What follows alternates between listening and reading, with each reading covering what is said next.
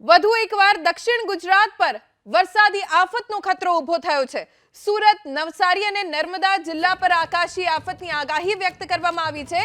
આગાહી વ્યક્ત કરી છે હવામાન વિભાગે। હવામાન વિભાગના મતે 5 દિવસ સુધી રાજ્યમાં ભારેથી અતિભારે અને મધ્યમથી હળવા વરસાદનું અનુમાન છે। આજે છોટાઉદેપુર, નર્મદા અને સુરત જિલ્લામાં ભારે વરસાદની આગાહી વચ્ચે રેડ એલર્ટ જાહેર કરાયું છે।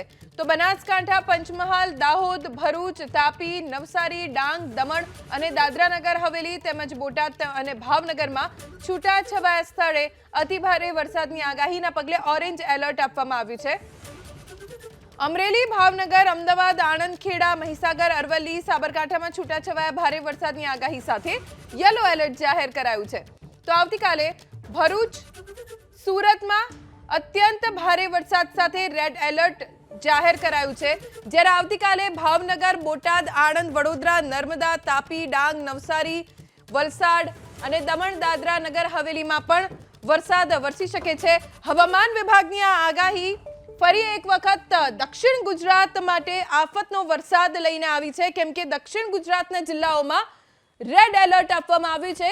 રેડ એલર્ટ એટલે 10 ઇંચથી વધુ વરસાદ, છૂટાછવાયા સ્થળોએ અત્યંત ભારે વરસાદની આગાહી હવામાન વિભાગ તરફથી વ્યક્ત કરવામાં આવી છે। દક્ષિણ ગુજરાતના 3 જિલ્લા માટે 8 જિલ્લાઓમાં ઓરેન્જ એલર્ટ આપવામાં આવ્યું છે।